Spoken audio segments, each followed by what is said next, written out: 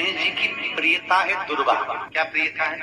दुर्वा। कितनी दुर्वा गणेश जी को समर्पित करी जाती है? मात्र 5। कितनी?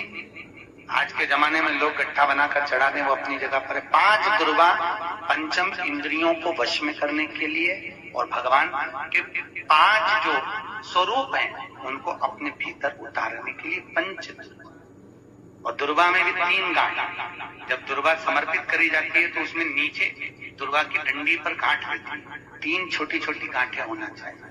कितनी गांठ? जो भगवान को समर्पित करी जाए। जिसके घर में संपदा की कमी पड़ती हो, बीमारियां ज्यादा फैल रही हो, बहुत कष्ट हो महाराज, बहुत ज्यादा दुखी हो महाराज, कोई काम नहीं बन रहा, बहुत तकलीफ में हो, तो शमी पत्र, शमी की पत्ती, जहां गणेश जी का स्थान है वहां पर 5 शमी पत्र 5 समर्पित करें और शंकर जी के ऊपर 3 शमी पत्र समर्पित करें। बहुत ध्यान देना। 5 शमी पत्र जहां गणेश जी का स्थान है शिवलिंग में वहां समर्पित करें। 3 शमी पत्र शिवलिंग के ऊपर समर्पित करें। 1 शमी पत्र शंकर जी की चौखट पर लेफ्ट भाग में, जाते समय आपका उल्टा हाथ, जब मंदिर से निकलो तो उल्टे हाथ पर लेफ्ट भाग में शंकर जी की चौखट पर समर्पित करें 1 शमी पत्र। और महाराज घी का दिया जहां लेफ्ट भाग में आपने शमी पत्र रखा है, मंदिर में ना दिया लगाकर बाहर की ओर जहां शमी पत्र रखा है उसके ठीक साइड में एक घी का दिया लगा दीजिए। केवल गणेश चतुर्थी से लेकर अनंत चतुर्दशी तक गणेश पुराण कहती है भगवान गणेश जी का, मोर ध्वज का, मयूर ध्वज गणेश का नाम लेकर जो ये दीप शमी पत्र चढ़ा देता है उसके घर से कभी रिद्धि सिद्धि नहीं जाती, वैभव प्रतिष्ठा नहीं जाती। कर देखो, गणेश जी महाराज और एक शंकर जी, ये 2 देवता ऐसे हैं जिन पे तुलसी नहीं चढ़ती।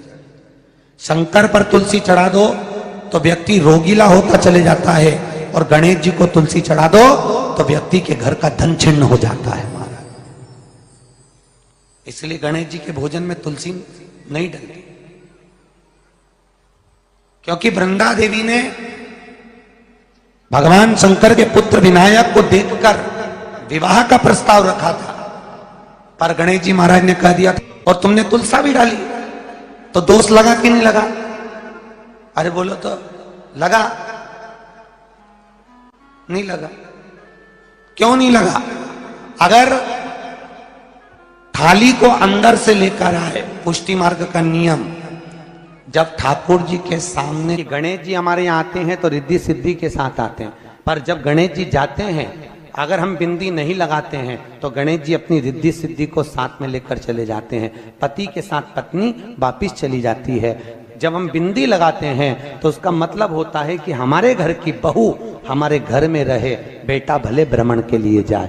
तो गणेश जी जाते हैं, रिद्धि सिद्धि घर में रह जाती है। इसलिए रिद्धि सिद्धि को घर में रखने के लिए 2 बिंदी लगाना चाहिए, एक कुंकू की, एक हल्दी। रिद्धि सिद्धि। गणेश जी की प्रियता है दुर्वा। क्या प्रियता है? दुर्वा।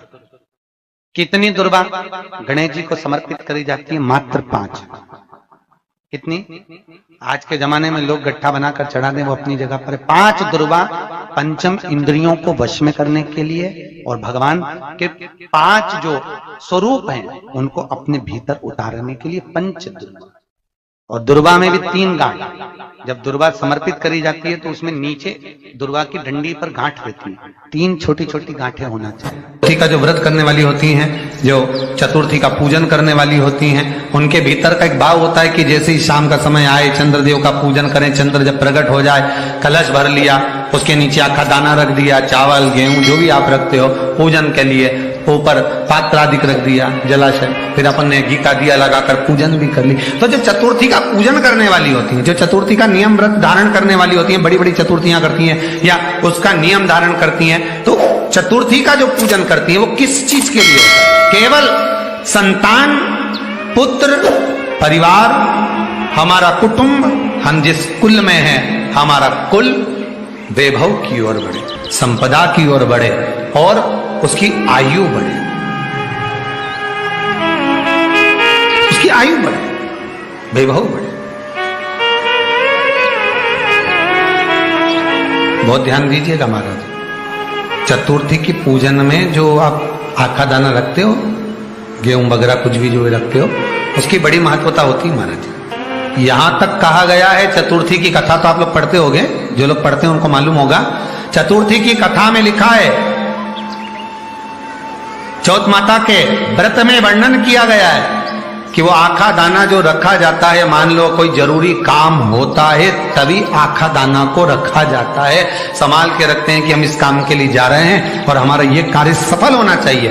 तो जिसने चतुर्थी का व्रत करा है, जिसने चंद्रदेव का पूजन करा, चतुर्थी का व्रत करा, वो गणेश जी से विनती करके वहां से 2-4 आखा दाना उठा ले, और जो व्यक्ति का काम अटक रहा है अपने ही घर का, पर दूसरे कुल को नहीं देना, अपने ही कुल के अंतर्गत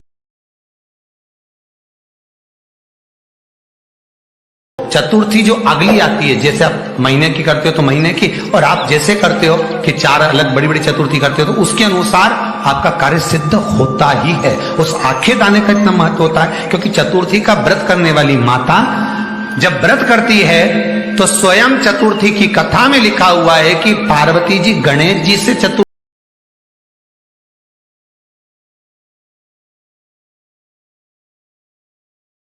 माता पार्वती, बाचने वाले गणेश जी थे, सुनने वाली माता पार्वती थी। तो चतुर्थी की कथा जब होती है तो उसको स्वयं गणेश जी बाच रहे हैं, तो व्रत कौन सुन रही है? माता पार्वती। और आपने जो आखा दाना लिया वो गणेश जी के भाव से लिया, गणेश जी से निवेदन करके, विनय करके, प्रार्थना कर उसको प्राप्त किया। जितने आस्था चैनल पर कथा सुन रहे हो, जितने फेसबुक और यूट्यूब पर सुन रहे हो, और जितने इस छत्तीसगढ़ की पावन धरा पर बैठकर सुन रहे हो, बहुत सावधानी से सुनना। एक छोटा सा कपूर का टुकड़ा जब आरती में जलाया जाता है तो ये कपूर क्यों जलाते हैं? इस कपूर का महत्व क्या है? इस कपूर का कारण क्या है? ये कपूर है कौन जिसको हम आरती में जला? क्या जरूरत इस कपूर को आरती में जलाने की? क्या जरूरत इसको यज्ञशाला में जलाने की? क्या जरूरत है इस कपूर को पूजन में जलाने की? स्वयं गुरु बाबा कहते हैं, यदि कोई आरती में, पूजन में, घर में एक कपूर का टुकड़ा आरती के बाद में जब समर्पित करेगा तो उसको अश्वमेध यज्ञ का पुण्य प्राप्त हो जाएगा। अश्वमेध यज्ञ के पुण्य को पाने के लिए कपूर का टुकड़ा आज भी आरती में जलाया जाएगा।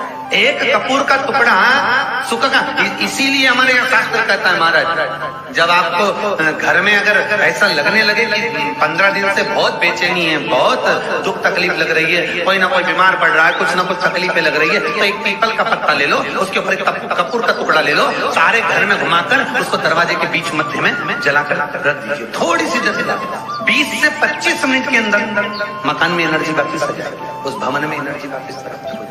20 से 25 मिनट के अंदर एनर्जी वापस। लग रहा है कि यहाँ नेगेटिव है तो उसको पॉजिटिव बनाया जा सकता है। रात को 12 बजे शंकर जी के मंदिर में शिवलिंग पर चढ़ी हुई बेलपत्री को उठाकर शंकर मंदिर का शिखर देखकर चबा चबा कर खा लीजिए। आपके पांव के घुटने बदलने की जरूरत नहीं पड़ेगी, ऑपरेशन की जरूरत नहीं। पेटता, अलमस्तता। इस संवाद के अंतर्गत ये जो संवाद आया है, श्री गणेश जी महाराज ने श्री शैलम पर कार्तिकेय महाराज की पहला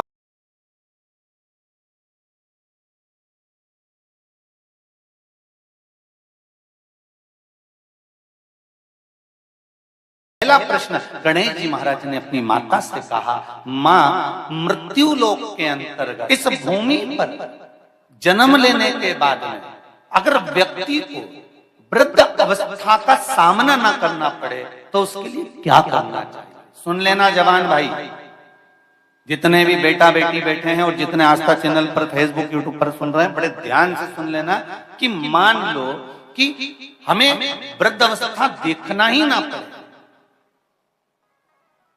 उसके लिए क्या करना पड़े?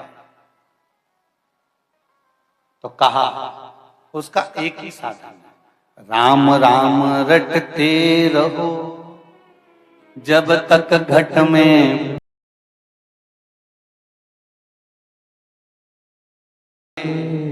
भनक पड़ेगा। महाराज, एक कर्म करते रहो, तुम्हारा कर्म जरूर करो, काम करते करते करते करते करते करते भी भगवत स्मरण करते। धर्म और कर्म, इन दोनों में अंतर क्या है? बोलो जल्दी जल्दी बोलिए। धर्म और कर्म में अंतर क्या है? धर्म अष्ट विनायक में एक विनायक, सबसे प्रबल विनायक, अष्टविनायक में सबसे प्रबल।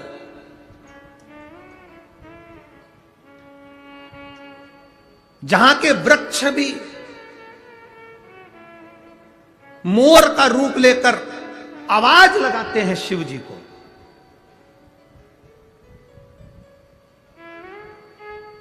जहां की नदी